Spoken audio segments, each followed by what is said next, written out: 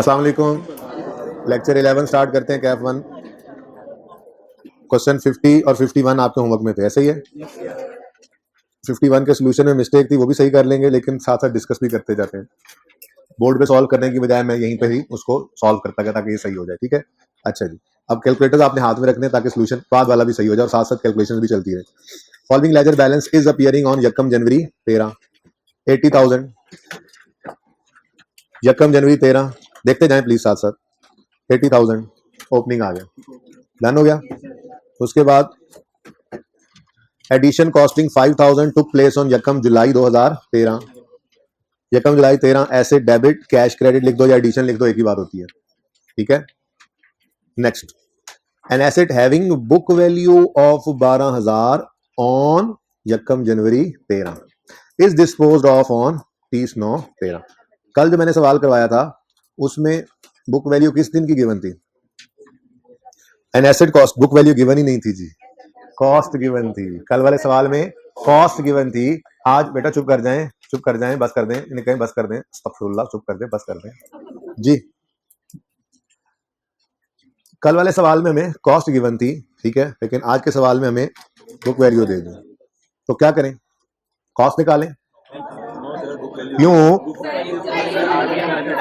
Asset account में से asset की कॉस्ट क्रेडिट होती है। अगर एसेट अकाउंट बुक वैल्यू में बन रहा है तो हमें चाहिए ही क्या?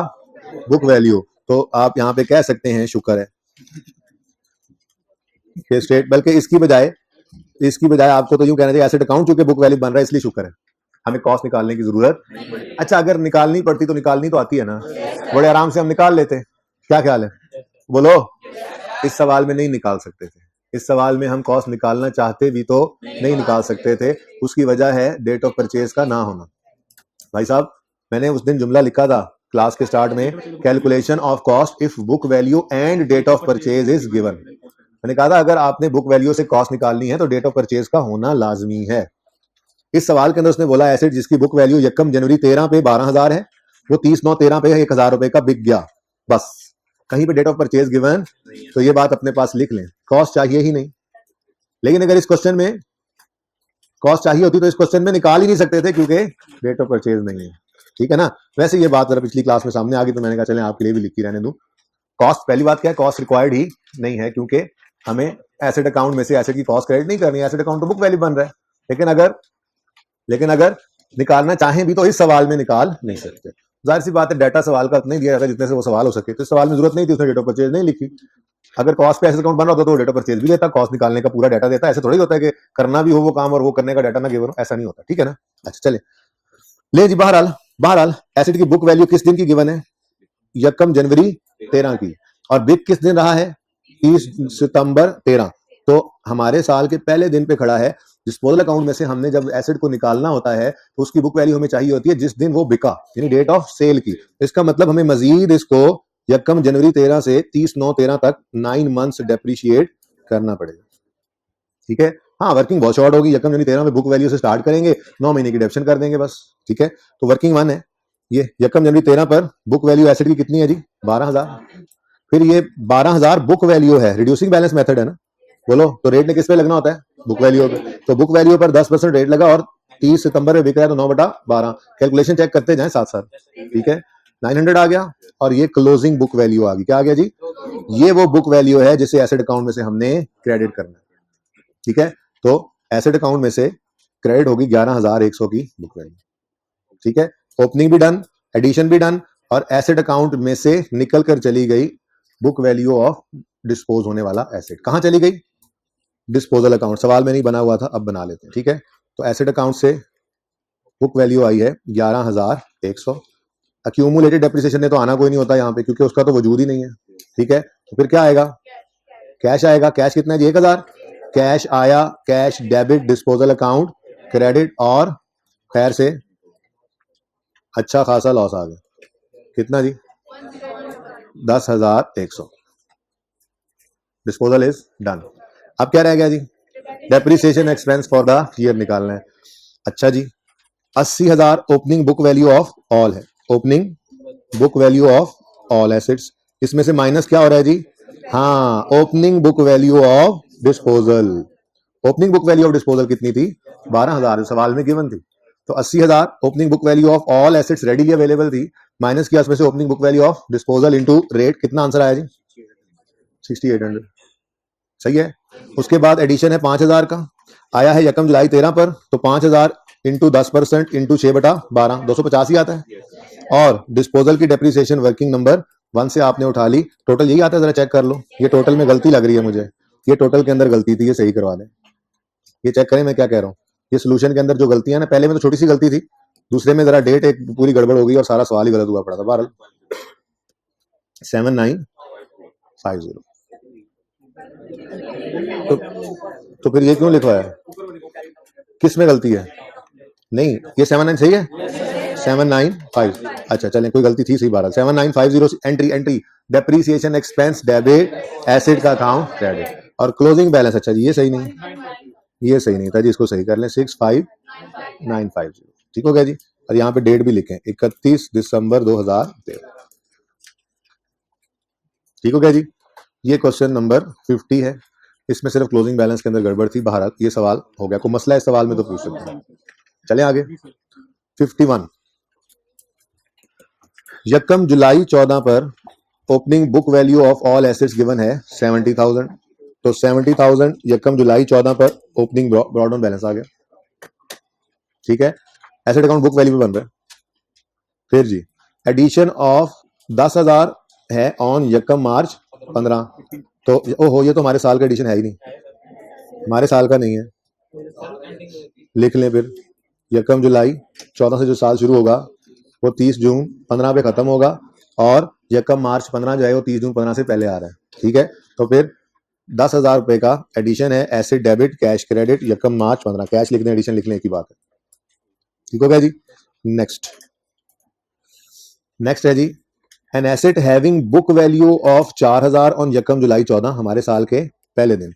बुक वैल्यू ऑफ 4,000 ऑन यकम जुलाई 14 इज डिस्पोज्ड ऑफ ऑन 31 मार्च 15। लेकिन हमें तो इसकी बुक वैल्यू 31 मार्च 15 पे चाहिए ना, तो इसका मतलब मजीद डेप्सिट करेंगे। अगेन यहाँ पर भी 9 मंथ्स ही थे भाई, क्योंकि यकम जुलाई 14 से 30 जून 31 दिसंबर 14 तक 6 महीने, और फिर आगे जनवरी फरवरी मार्च 15 वाले हिस्से के वो 3 महीने आगे, तो 9 मंथ्स मजीद डेप्सिट करना था। अब इस बुक वैल्यू को पकड़ें, 4,000 को, यकम जुलाई 14 बुक वैल्यू है 4,000, ठीक है जी। अब इसको कितने महीने डेबिट करना है जी? अब ये बुक वैल्यू ही है, रिड्यूसिंग बैलेंस मेथड है तो बुक वैल्यू पे रेट लगता है, बुक वैल्यू ही सवाल में गिवन थी, इनटू 10% इंटू 9/12 300, ठीक है जी। 3700 क्या आ गया जी? ये book value at the date of sale आ गया। इस अमाउंट को एसेट अकाउंट में से क्या करना है? क्रेडिट। तो एसेट अकाउंट क्रेडिट हो गया, डिस्पोजल का अकाउंट डेबिट हो गया, ठीक हो गया जी। उसके बाद एक्यूमुलेशन का तो वजूद है नहीं। कैश की बात करें तो ये एसेट कितने का बिका? O for nil value. चलो मैं लिख देता हूं, फिर भी कैश जो है वो आता तो इधर आता, लेकिन वो जीरो है। तो फिर जितनी वैल्यू पर एसेट पड़ा था वो सारी ही हमारा नुकसान है, क्योंकि एसेट कुछ भी नहीं लेके आया बिक्रे को। हमने कहा यार कबाड़ी का यार उठा के ले जाओ, जगह खाली कर, तुम्हारी मेहरबानी, बस कोई पैसे नहीं चाहिए, जान चढ़ाई हमने, ठीक है, हो सकता है। ओके, दूसरे की तरफ, दूसरे एडजस्टमेंट की तरफ चलते हैं, दूसरे डिस्पोजल की तरफ चलते हैं, इसमें गलती थी। एन एसेट कॉस्टिंग 25,000 कॉस्टिंग, अब ये कॉस्ट गिवन है, ठीक है, costing 25,000 which was purchased on यकम अक्टूबर 12 is exchange with a new asset costing 40,000। तो न्यू की कॉस्ट कितनी है जी? 40। और ये किस दिन ट्रांजेक्शन हो रही है जी? 31 मई 2015 हमारे साल में, एक महीना पहले एंड होने से। नेट कैश पेड जो है वो 12,000। तो सबसे पहले इस पुराने एसेट की बुक वैल्यू हमें चाहिए, कॉस्ट नहीं है, बुक वैल्यू चाहिए, जिसको डिस्पोजल अकाउंट में से क्रेडिट करेंगे। तो 25,000 को हम ले आए, यकम अक्टूबर 12 पे हमने लिया था 25,000 का। अब इसमें गलती जहां नहीं है, ध्यान से कैलकुलेटर सबके बाहर हो। फिर 30 जून 12 तक, अक्टूबर नवंबर दिसंबर 12 वाले, और ये 13 करना है जिसको, ये यहाँ पे 13 आएगा, ठीक है जी। देखते हैं आप जी। तो यकम अक्टूबर 12 को जो एसेट आया था, पहला ईयर एंड हुआ इसका 30 जून 13 पर, तो कितने महीने डेबिट होगा?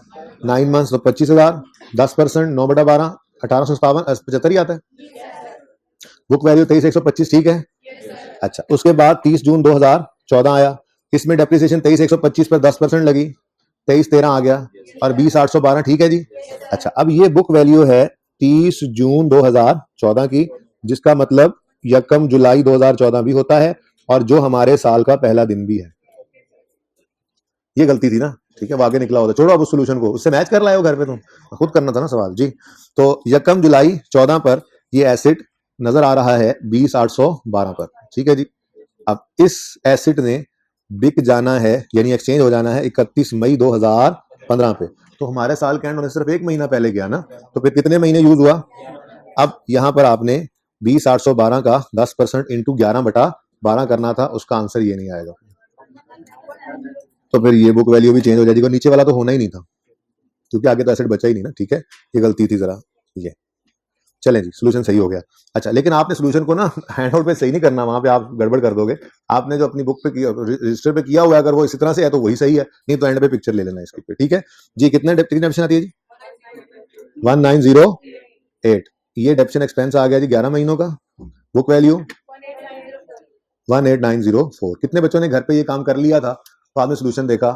कितने बच्चे सवाल अटेम्प्ट करके आए हैं? देखा आज हाथ फिर कम है इधर, तो आप कहते हैं कि आप पढ़ने, तुम्हारा अपना हाथ नहीं है सही खड़ा हुआ। ये तो कोई बात ना हुई, पेपर में छोड़ा होगा, अगर इस तरह से कुछ मसला एक दो नजर आएगा तो कोई बात नहीं, 6 महीने नहीं नहीं डिस्कस तो कर लेंगे वो तो। बेटा तुम बेटा आई कैप का सुनो, आई कैप का पर्चा दे के आओगे ना, डिस्कस तो मैं वो भी कर लूंगा। छोड़ोगे 6 महीने जाने दोगे? ऐसा नहीं करना, ठीक है ना, कभी भी जिंदगी में ऐसा नहीं करना, ओके। अच्छा जी, 18,904, ये 30 जून नहीं, ये है जी 31 मई 2015, और बुक वैल्यू भी आ गई 31 मई 2015 की। और ये बुक वैल्यू हमने एसेट अकाउंट में से क्रेडिट करनी है, 18,904। लो भाई लो, गलती सही करो, 18,904। एक और फिगर चेंज हो गई, इसको रेड से ना लिखें जो फिगर्स चेंज हो रही हैं। 18,904, ठीक है जी।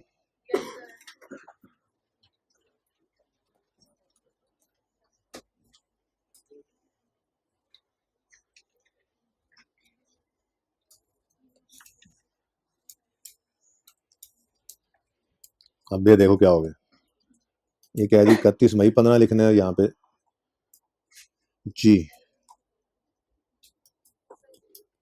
ठीक है, ताकि आप आइडेंटिफाई कर सकें गलती कहाँ कहाँ पड़ी हुई थी। यहाँ पे क्या जी है, क्या जी है,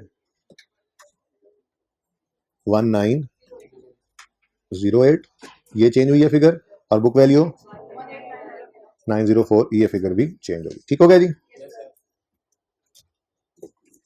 चलो जी, ओके। अब एसेट अकाउंट में 18,904 क्रेडिट हुआ, डिस्पोजल अकाउंट में 18,904 डेबिट हो जाएगा। ये एसेट अकाउंट से पुराने एसेट की बुक वैल्यू आ गई। अक्यूमुलेट डेप्रिसिएशन ने आना नहीं, दो स्टेप्स कंबाइन हो जाते हैं यहाँ पे। तीसरा स्टेप कैश है, कैश रिसीव हो रहा है या पे हो रहा है?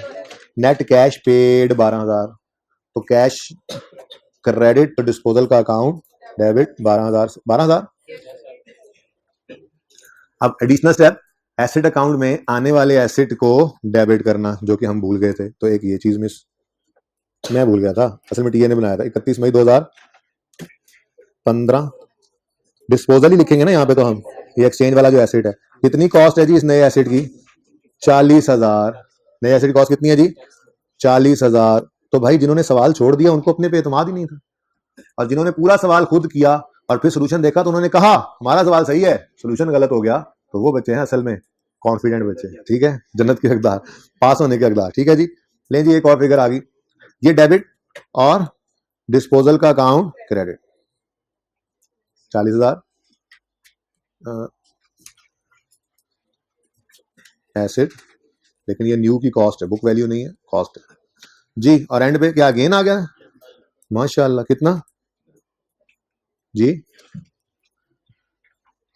या बोल दें या कैलकुलेटर पे कर लें, पता नहीं कुछ लोग बैठे हैं इंतजार में कि एक मुलाजिम लिख रहा है, बाकी 2-3 मुलाजिम कैलकुलेशंस कर रहे हैं, हम सारे चौधरी साहिबान नोट करेंगे। 90, तो पास होने वाले मुलाजिमीन कैलकुलेशंस कर रहे हैं, और जो पास हो चुका है मुलाजिम वो नोट कर रहा है। बाकी चौधरी साहिबान को क्या जरूरत है कैलकुलेशंस करने, करें, नोट करें, शाबाश, आपको क्या है, कर रहे हैं मुलाजिम काम आपका, बेशरम लोग जी। दोनों डिस्पोजल हो गए, अब है depreciation expense for the year. सबसे पहले opening book value of all में से बुक वैल्यू ऑफ डिस्पोजल निकालनी है, तो opening book value of all, ये देखो जी 70,000 सवाल में अवेलेबल है, ये आपने यहाँ पे आकर लिख दिया, डन। ये opening book value of all. Minus करेंगे इसमें से opening book value of disposal number 1 और opening book value of disposal number 2, 20,812। यहां पे भी गलती है, ठीक है जी। तो ये फिगर भी गलत आ गई, जिस वजह से फिर ये भी गलत हो गया होगा। चले बहरहाल जी। तो opening book value of all में से बात हो रही है जी, हम माइनस करेंगे opening book value of disposals, ठीक है।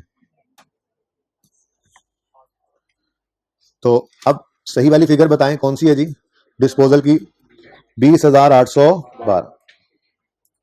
डन जी। तो फिगर अब इसका कैलकुलेटर पे करके आंसर बताएं मुझे। 4519। 8 पॉइंट कितना है? 8 पॉइंट कितना आया था? हाँ तो 9 करना चाहिए था ना बच्चों।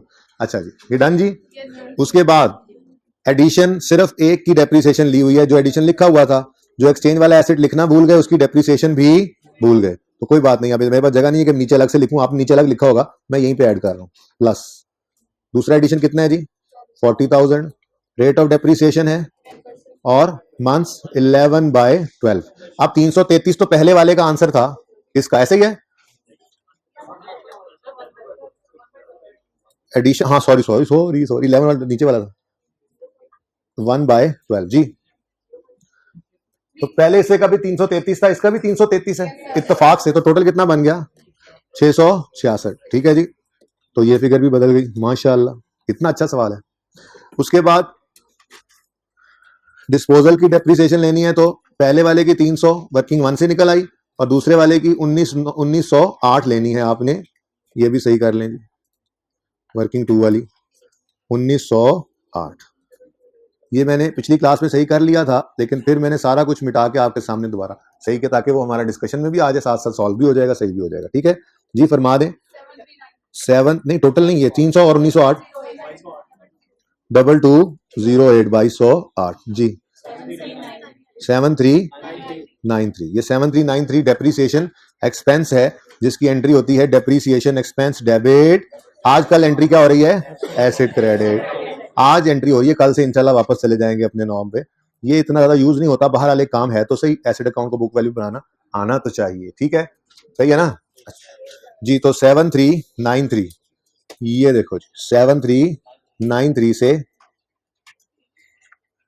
डेप्शन एक्सपेंस डेबिट और एसेट अकाउंट क्रेडिट, और क्लोजिंग क्या आ गया? ये इधर से टोटल कीजिएगा काइंडली।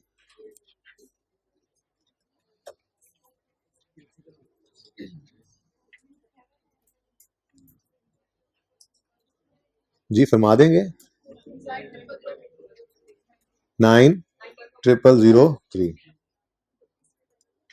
जी, 31/12/15 भी कर दिया। तो ये आपका 30 जून वाला है, ओके सही कर लेते हैं, माजरत।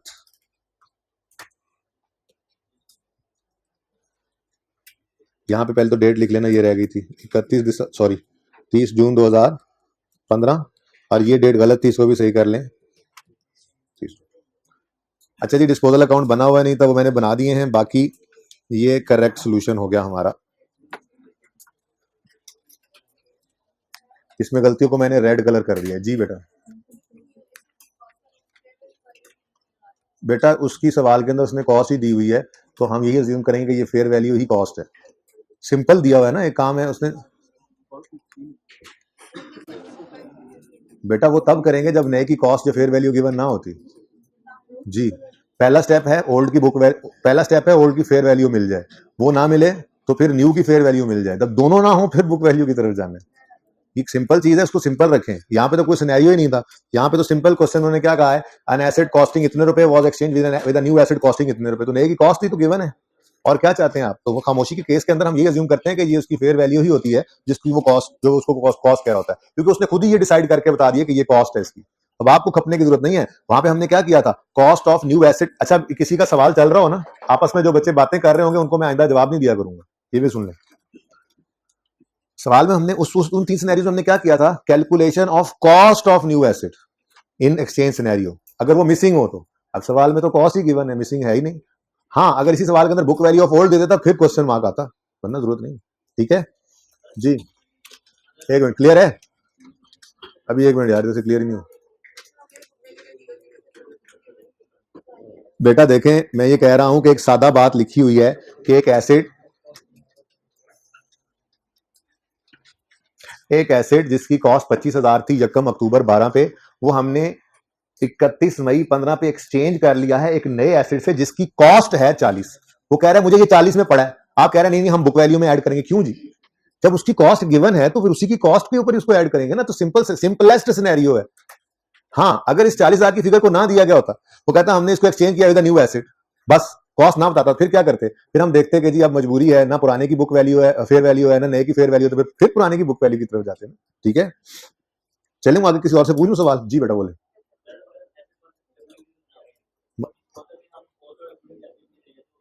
हाँ जी, अक्यूमुलेटेड ऑप्शन का वजूद ही नहीं होता एसेट अकाउंट बुक वैल्यू पे हो तो तुमने कहां से डेबिट कर दिया उसको?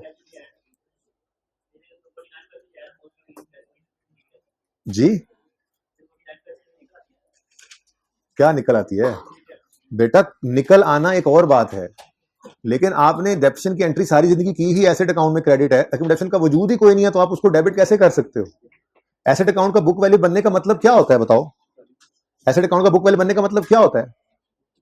अक्यूमुलेशन है ही नहीं, है ही नहीं। सारी जिंदगी entry डेप्शन expense debit acid credit हुई है, तो फिर कहां से आ गया क्यूमुलेटिव डेप्रिसिएशन आपकी जिंदगी में? हो ही नहीं सकता। मैं फेल करूंगा, सिर्फ नंबर नहीं काटूंगा। इतना बड़ा ब्लंडर। जी जी नहीं, नहीं कह सकते। कॉस्ट सारी जिंदगी कॉस्ट ही रहती है। बुक वैल्यू का मतलब होता है कॉस्ट में से डेप्शन का माइनस हो जाना, उसके बाद की वैल्यू बुक वैल्यू कहलाती है। जी आते हैं उस तरफ। जी सब कुछ ये देख सामने नहीं है। ओ है सॉरी, ये डिस्पोजल अकाउंट अलग देखो, ये अलग देखो तो आसान है, देखने की जरूरत नहीं है। बाकी ये सोल्यूशन अलग देखो ऐसे। माजरत डेप्शन एक्सपेंस की मैंने वर्किंग सामने नहीं रखी हुई, ये लो।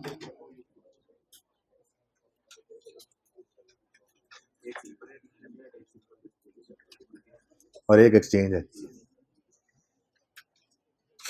जी और कोई क्वेश्चन?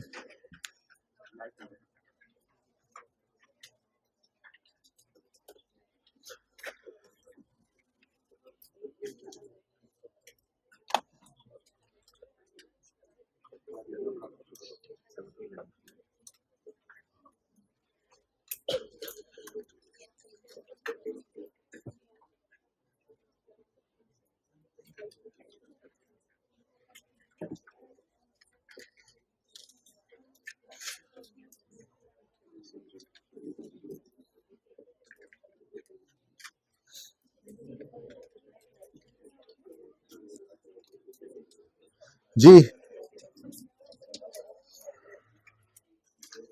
देखिए जी, डिस्पोजल ऑफ फिक्स एसेट अगर थ्रू सेल हो तो अक्यूमुलेटेड डेप्रिसिएशन का अकाउंट डेबिट होता है, कैश डेबिट और asset credit. Balancing figure gain भी हो सकती है, लॉस भी हो सकती है। पढ़ा हमने ऐसे। एक्सचेंज भी हमने पढ़ लिया है, बस टिक लगा दिया मैंने, पढ़ा हुआ है, आपको उसकी एंट्री भी आती है। अच्छा चलो लिख देता हूँ, वो भी लिख देता हूँ। उसमें बस ये होता है अक्यूमुलेटेड डेप्रिसिएशन इसी तरह से डेबिट होता है,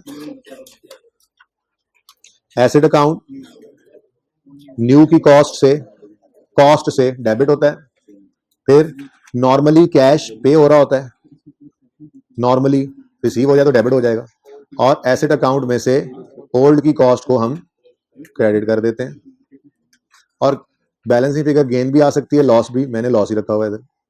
ये दोनों काम हमने किए हुए थे। अब बार बार ना आपकी नजरें दरमियान में जा रही हैं। दरमियान में क्या लिखा हुआ है? दरमियान में क्या लिखा हुआ? आपके लिए लिखा हुआ पढ़ाता हूँ, सब्र कर जो। अच्छा जी, अब अगर एसेट एबनॉर्मली डिस्पोज हो, मतलब एसेट का डिस्पोज होना, डिस्पोजल डी रिकग्निशन, ये इसका मतलब होता है कि बिजनेस से एसेट चला गया। अब बिजनेस से एसेट बिक कर चला जाए या किसी नए एसेट के बदले में चला जाए, डिस्पोजल ही है। इवन जल जाए, बह जाए, धंस जाए, चोरी हो जाए, बिजनेस से तो गया ना। तो किसी भी सूरत में एसेट का बिजनेस से जुदा हो जाना ये डिस्पोजल कहलाता है।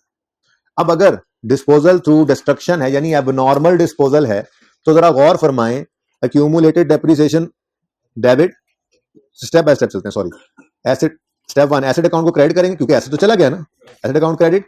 स्टेप 2 अक्यूमुलेशन अकाउंट डेबिट, और कैश अगर कुछ मिल गया कहीं से तो वो डेबिट, नहीं मिला तो सिफर, और balancing figure profit and loss में, और नॉर्मली ये लॉस की फिगर ही होती है। अच्छा अब इसके अंदर फर्क क्या होता है? वाहिद फर्क जो डिस्ट्रक्शन वाले एसेट और दूसरे डिस्पोजल के अंदर आ सकता है वो होता है इंश्योरेंस कंपनी की इन्वॉल्वमेंट। कभी कभी, बल्कि अगर एबनॉर्मल डिस्पोजल होगा तो नॉर्मली सवाल के अंदर वो ये चीज टेस्ट कर लेता है, इंश्योरेंस कंपनी का इन्वॉल्व होना। कंपनीज नॉर्मली अपने एसेट्स को इंश्योर करवा लेती हैं ताकि कोई नागहानी आफत, कोई हादसा होने की सूरत में नुकसान पूरा हो जाए। किसने बोला नुकसान पूरा हो जाए? नुकसान पूरा हो जाए, ये बड़ी अहम बात है। तो अगर एबनॉर्मल डिस्ट्रक्शन, एबनॉर्मल लॉस होगा, एबनॉर्मली एसेट जो है वो एसेट बिजनेस से निकला होगा, इंश्योरेंस कंपनी वाले इतने पैसे नहीं देते थे कि आपको गेन ही हो जाए। वरना तो आप जहां से गुजरे फैक्ट्रियों में आग ही लगी हो, पता चले जी वो प्लांट बेच रहे हैं, हम डिस्पोज कर रहे हैं जी प्लांट, यार बेच देते नहीं, नहीं वो इंश्योरेंस वाले इतने पैसे देते हैं कि गेन आता है, वैसे तो इतने पैसे मिलते नहीं, ऐसा नहीं होता। मैक्सिमम क्या होता है, भाई ने बोला नुकसान पूरा हो जाता है। तो इंश्योरेंस वाले मैक्सिमम इतने पैसे देते हैं नॉर्मली कि आपका लॉस जीरो हो जाए या कुछ कम हो जाए, गेन नॉर्मली नहीं आता। खैर अगर डाटा ऐसा गिवन हो, आईकैप गलती से वो ऐसा डाटा बना दे, बाद में गौर ना करें, वो गेन भी आ जाए तो कोई बात नहीं, वो ट्रांजैक्शन के अंदर जैसा डाटा हो उससे जो मर्जी निकले आंसर वही आंसर होगा। पर मैं वैसे आपको एक जनरल बात कर रहा हूं कि नॉर्मली ऐसा होता नहीं है कि आपका एसेट अब नॉर्मली जो है वो डिस्पोज हुआ है और उस पर आपको इंश्योरेंस वालों ने इतने पैसे दे दिए कि आपको गेन आ गया। खैर बात कहां से कहां निकल गई। मैं ये कह रहा था कि मैक्सिमम नई चीज क्या है इसमें, इंश्योरेंस कंपनी का इन्वॉल्व हो जाना। अब अगर इंश्योरेंस कंपनी वालों ने भी पैसे दे दिए तो पैसे चाहे बशीर को एसिड बेच के उससे लिए या पैसे जो है वो एसिड जलने पर इंश्योरेंस वालों से आए, हमारे लिए तो ये कैश ही डेबिट है ना। तो बात समझे हो, किसी भी थर्ड पार्टी को सेल करके एसिड पैसे आना या जलने की सूरत में इंश्योरेंस कंपनी से पैसे का आना, इन दोनों बातों में कोई फर्क है? जनरल एंट्री में तो कोई फर्क नहीं अगर कैश आ गया तो, ठीक है। अब वाहिद फर्क क्या पड़ सकता है? फर्क ये पड़ सकता है कि जिस दिन एसिड डिस्ट्रॉय हुआ, हम इंश्योरेंस वालों के पास गए रोते रोते, हमने कहा हमारा एसिड तो, हम तो लुट गए, बर्बाद हो गए, हमारा एसिड तो डिस्ट्रॉय हो गया। तो इंश्योरेंस वाले ने कहा अच्छा ठीक है, उन्होंने आके देखा, उन्होंने कहा हाँ वाकई आपका एसिड तो जल गया और मिसाल के तौर पे आपको हम 300 रुपए दे देंगे। क्या बोल दिया उन्होंने? 300 रुपए दे देंगे, अभी दिए नहीं है। ये वाहिद मसला आ सकता है। ऐसी सूरत के अंदर आप कैश डेबिट करने की बजाय फिर एक रिसीवेबल डेबिट करोगे। उस रिसीवेबल का नाम होगा इंश्योर, कोई भी नाम रख लेते हैं आप, अकाउंटेंट्स का नाम रख लेते हैं, इंश्योरेंस क्लेम रिसीवेबल, ठीक है, शॉर्ट लिखा मैंने जरा, इंश्योरेंस क्लेम रिसीवेबल, ठीक है जी। अच्छा अब होगा क्या, जब ये पैसे आ जाएंगे इंश्योरेंस वालों से तो ये रिसीवेबल क्रेडिट करके उस वक्त फिर आपने कैश को डेबिट कर लेना। तो बस इतना सा ही फर्क था नॉर्मल डिस्पोजल में। करता बात इसलिए नहीं था क्योंकि कोई ना कोई नई बात छेड़नी होती थी और 10 मिनट रहे होते थे। अब देखें आपने 5-7 मिनट इस पे लगने थे, तो 5-7 मिनट अगर ये बात कर लेता तो नई बात आपके पल्ले डाल के क्या भेजता, घर जाके खपना भी तो होता है ना आपने, ठीक है। तो इतना सा ही है मामला कि अगर एसेट एबनॉर्मली डिस्पोज हुआ है और एसेट इंश्योर्ड है और लिखा हुआ है सवाल में इंश्योरेंस कंपनी हैज पेड इतने रुपए, तो फिर नॉर्मल डिस्पोजल सेल वाला और ये जलने वाला, इसकी एंट्री में कोई फर्क नहीं है। हाँ अगर यूं लिखा हो कि एसेट डिस्ट्रॉय हुआ and insurance company has acknowledged a claim, मान लिया उन्होंने कि पैसे देंगे, ठीक है, या यूं लिखा हुआ है हैव एग्रीड टू पे इतने रुपए, अभी पे नहीं किया, एग्री किया है, तो ऐसी सूरत के अंदर कैश डेबिट नहीं करोगे, फिर आप क्या डेबिट कर लोगे? इंश्योरेंस क्लेम रिसीवेबल, तब तक जब तक वो क्लेम रिसीव हो नहीं जाता। और जिस दिन वो क्लेम रिसीव हो जाएगा उस दिन आप क्लेम को क्रेडिट कर दो, रिसीवेबल क्रेडिट कर दो और कैश डेबिट कर लेना, ठीक है। ये समझ आइए बात। अब मैक्सिमम इसमें क्या हो सकता है, हमारे ईयर एंड से पहले एसिड, मिसाल के तौर पे अप्रैल के महीने में आग लगी फैक्ट्री में, एसिड जल गया, हमने इंश्योरेंस वालों को कहा पैसे दे दो, उन्होंने कहा ठीक है 3 महीने बाद पैसे ले जाना। अब अप्रैल के महीने के एंड में साल को जला था, मई और जून गुजर गया, अभी पैसे तो नहीं आए। अब बैलेंस शीट डेट तो आ गई, तो बैलेंस शीट डेट के अंदर करंट एसेट्स के अंदर इंश्योरेंस क्लेम रिसीवेबल नाम का एक एसेट नजर आ रहा होगा। बात समझे हो? ये मैक्सिमम अकाउंटिंग इसकी हो सकती है, कॉम्प्लेक्सिटी अगर आए तो।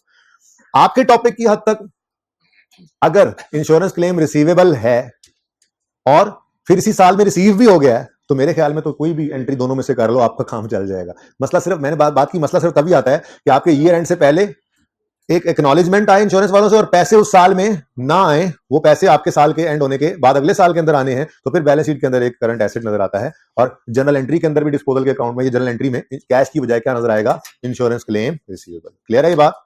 ठीक है, ये है जी डिस्पोजल थ्रू डिस्ट्रक्शन।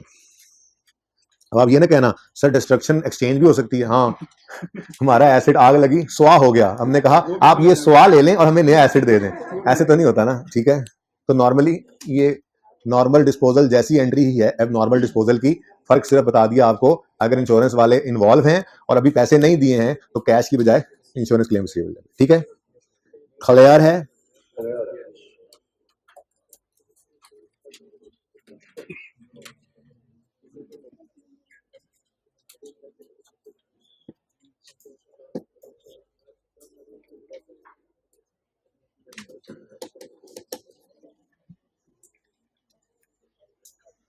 4 ओवर में 64 रन चाहिए उन्हें।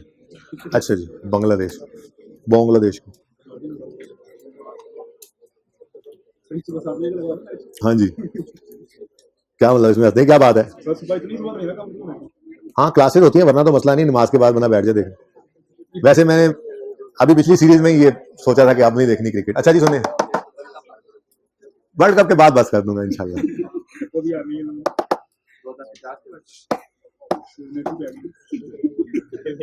अच्छा जी, एक छोटा सा क्वेश्चन है, क्लास एग्जाम्पल है, इसमें छोटी मोटी गलती को माफ कीजिएगा। असल में सुबह वाली क्लास से पहले बैठ के यहाँ पे बस लिख दिया था। An individual started business with ₹500 on यकम जनवरी 2020। करने तो रिवैल्यूएशन स्टार्ट लगे हैं, लेकिन रिवैल्यूएशन बस स्टार्ट ही हुई है क्लास में, क्योंकि उसके पहले उसकी बुनियाद बनानी होती है। तो वो बुनियाद आज बन गई है इंशाल्लाह। तो कल फुल फ्लेज रिवैल्यूएशन होगी और फिर आप वीकेंड के ऊपर उसके ऊपर खूब मेहनत कर रहे होंगे इंशाल्लाह। ठीक है, वीकेंड भी आ गया। क्या 12 रबी अव्वल है, बिल्कुल। वो इतना ज्यादा काम नहीं दूंगा, थोड़ा सा काम होगा, ठीक है। अच्छा सुने, यकम जनवरी 20 पे एक बंदे ने, एक इंडिविजुअल ने बिजनेस शुरू किया है और बिजनेस ने अर्न किया है 120 का प्रॉफिट 20 वाले साल में। और अच्छा पता है क्या है, अभी क्लास के अंदर बच्चों को खड़ा करना शुरू करना पड़ेगा, क्योंकि अब बच्चों को ये लग रहा है कि बस ये इतना काम ही करता है, अब बोली जाओ कुछ मसला नहीं होता। लेकिन आप जरा अपने किसी सीनियर से पूछ लीजिएगा, बच्चे 1.5 घंटा 1.25 घंटा खड़े रह के भी क्लास पढ़ते रहे, बोलने वाले, ठीक है ना। इसलिए बेटा जब कहा करूं चुप कर जाए तो कर, तो गोस्ट ऑफ लेग्स ना बने ना, ताकि आप बातों से ही समझ जाएं। ओके, बिजनेस ने अर्न किया प्रॉफिट 120 का, 270 का, 2020 में और 2021 में रिस्पेक्टिवली, ठीक है जी। Prepare capital account for the years ended, year end मैंने अज्यूम किया था सवाल बनाते हुए 31 दिसंबर है, ठीक है ना जी। तो for the years ended 31 December 2020 and 2021, ठीक है जी। है तो कोई बात नहीं, आप अज्यूम कर लेते, वैसे दिया होता है, टेंशन ना लो। अच्छा जी, अब कैपिटल अकाउंट कभी जिंदगी में आपने पीआरसी वगैरह में बनाया हो? कितने बच्चों ने बनाया हुआ है? अच्छा, अब आसपास कुछ बच्चे ऐसे देख रहे हैं, इन्होंने बनाया, कितनों ने नहीं बनाया हुआ आज तक? कोई बात नहीं, उनको मैं सिखाने लगा हूं, बाकियों को रिवाइज कराने लगा हूं। कोई मुश्किल चीज नहीं है, बहुत आसान चीज है। बैलेंस शीट का मैं सिर्फ एक्सट्रैक्ट एक आपके सामने थोड़ा सा हिस्सा बना रहा हूं बैलेंस शीट का। बल्कि इससे पहले इधर देखो, मैं कहता हूं जी डेटर्स हैं, और डेटर्स का ओपनिंग हमने ओपनिंग 20 रुपए लोगों से लेने, ठीक है जी। और फिर हमने मजीद उधार सेल्स की हैं 140 रुपए की, और कुछ 90 रुपए की रिसीट्स जो है वो हमारे कस्टमर से, डेटर से आ भी गई हैं, और क्लोजिंग अभी भी हमारा 70 का रिसीवेबल है। अब अगर मैं आपसे कहूं इस स्टेटमेंट को लेजर में कन्वर्ट कर दो, तो ये कोई इतनी रॉकेट साइंस नहीं है। सिर्फ आपको करना क्या पड़ेगा, आपको सिर्फ और सिर्फ ये देखना पड़ेगा कि डेटर का लेजर जो है, डेटर जो है इसकी नेचर क्या होती है। अगर डेटर की नेचर एसेट है ना, एसेट नेचर डेबिट है, तो इसका ओपनिंग बैलेंस फिर क्रेडिट साइड पे नजर आएगा, क्रेडिट साइड पे, तो ब्रॉड डाउन 20। बस इतनी सी मुश्किल होती है एक बार लिखने में लेजर। उसके बाद सिंपल, जो चीजें इधर ऐड हो रही हैं वो डेबिट ही है, ओपनिंग डेबिट है ना, और जो एडिशन वाली चीजें हैं वो भी डेबिट, और जो माइनस होने वाली चीजें हैं वो क्रेडिट साइड पे आती जाएंगी, ठीक है। तो इसका मतलब सेल्स, ये बहुत दफा आपने बनाया होगा बचपन में, इसलिए पहले मैं ये बना रहा हूँ, ठीक है जी। सेल्स, ये तो सब बच्चों ने, ये कोई ऐसा बच्चा जिसने डेटर का लेजर कभी ना देखा हो, ऐसा कोई बच्चा, उसके लिए बना रहा हूँ जी। एक ने हाथ खड़ा किया बेशर्मी से। 140 की सेल्स है, 90 रुपए का कैश रिसीव हुआ, वो कैश डेबिट डेटर क्रेडिट, तो इस तरफ कैश आ गया। बोर मत हो, ये बुनियाद बन रही है, नींद में ना इसको जागता रहे, नींद में ना जाओ, ये जरा बुनियाद बन रही है। ये बुनियाद अगर सोते हुए बनाई ना, तो फिर वो टावर टेढ़ा बनेगा, फिर वो Guinness book of world record में नाम, पता है ना आपको कि वो उसके अंदर कोई खासियत नहीं, वो किसी ने सोच के नहीं टेढ़ा बनाया था, वो कहाँ पेरिस में, कहाँ पे, वो पता नहीं, ऐसे ही थे, कोई सो के बुनियाद बनाई होगी किसी ने। अच्छा ही सुने, तो क्लोजिंग कितना आ गया जी, 70। अब इसी तरह से बैलेंस शीट के अंदर ये चीज तो, चाहे जिसने कैपिटल का लेजर देखा हुआ है चाहे नहीं देखा हुआ, उसने ये फॉर्मेट तो देखा ही होगा, क्योंकि इंट्रो के अंदर इन बच्चों ने इनकम स्टेटमेंट बैलेंस शीट तो बनाई होगी। और जो बिल्कुल ही कोरे आए थे 4-5 स्टूडेंट्स थे, उनको भी मैंने कहा था आज से 10-12 दिन पहले कि वो छोटे छोटे लेक्चर्स हैं, 2-2 भी दिन में, 3 दिन भी सुन सकते हैं, बेसिक वाले सुन लो, वो तो अब तो ये उन्होंने भी देख लिया होगा। तो बैलेंस शीट के अंदर कैपिटल वाले पोर्शन, कैपिटल एंड लायबिलिटीज आता था, फिर कैपिटल के पोर्शन के अंदर यूं लिखा करते थे हम, opening capital plus net profit less drawings equal to closing capital. तो ये अज्यूम कर लें कोई फिगर्स, ओपनिंग कैपिटल है जी 180, प्रॉफिट कमाया हमने 35, ड्राइंग्स लेट से कोई करके ले गए 10 रुपए की, क्लोजिंग बताएं। अच्छा, बड़ी मेहरबानी। अच्छा, अब इस लेजर को बनाने के लिए वाहिद मसला सोचना कैपिटल की नेचर को। बस इतना सही मसला होता है। कैपिटल की नेचर क्रेडिट है, अगर क्रेडिट नेचर है तो फिर ओपनिंग बैलेंस क्रेडिट साइड पर आएगा। कितना जी? 180। अब क्रेडिट वाली, अब प्लस वाली सारी चीजें क्रेडिट है, प्रॉफिट जाके कैपिटल में ऐड होता है, तो कैपिटल क्रेडिट नेचर की चीज है, तो क्रेडिट नेचर की चीज में कुछ ऐड होना है तो वो क्रेडिट जी। तो प्रॉफिट 35। अब ड्राइंग्स माइनस हो रही हैं, ये कैपिटल को कम करती हैं, तो ड्राइंग्स, कोई बच्चे कहेंगे ड्राइंग तो लेजर अलग बनता था। हाँ समझो अलग बना था और फिर 10 निकली थी, वो 10 को अब नेट कर रहे हैं और कुछ नहीं जी। 10 और क्लोजिंग बैलेंसिंग, तो ये दो तरह से एक ही बात हुई है, देख लें, ठीक है ना। तो किसी को अगर कैपिटल का लेजर नहीं बनाना आता तो ये कैपिटल का लेजर है। कोई मसला है तो पूछ लें। तस्वीर अब एक ही बार ले लेते, चलो ले लो तस्वीर। अच्छा जी, एक ही बात तस्वीर ली जा सकती है एंड पे। अच्छा जी, अब हमारा सवाल है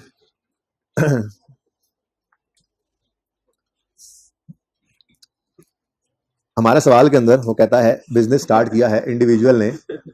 तस्वीर कहीं नहीं थी? अच्छा, आप दोबारा मौका दिया जाएगा आपको, ठीक है। मैं जरा स्कोर देखने लग गया था, माजरत। अच्छा जी, तो भाई यकम जनवरी, चले यकम जनवरी 20 पे 500 रुपए से एक बंदे ने बिजनेस शुरू किया। प्लीज बेटा, हो गई बात, हंस लिया बस, ठीक है ना, बस कर दो। इस 500 रुपए की बिजनेस में आने की एंट्री जरा फरमा दें, क्या है? नहीं, आप क्लास में बैठे हैं, इस क्लास में कोई बच्चा बोल तो नहीं रहा, ये देख लो। मैंने अब बच्चों से भी पूछना है, कहीं तुम मिल गए हो उनके साथ, बोलने वालों का बता ना रहे हो। कोई बोल रहा है, कोई सो रहा है, कोई मोबाइल देख रहा है, कुछ भी ऐसी हरकत हो मुझे बताओ, ताकि माजरत करें उनसे। राशि काम करें जरा, हैं पढ़ने वाले बैठे हैं ना, या पढ़े या छोड़ दें, हैं? नहीं, ये वाले बच्चे तो पीआरसी के रिजल्ट के ऊपर डिपेंडेंट थे ना, वो तो आ नहीं गया, आ गया ना। कितने बच्चों ने पीआरसी का पेपर दिया हुआ था और इस क्लास में बैठे हुए थे? हाथ खड़ा करें।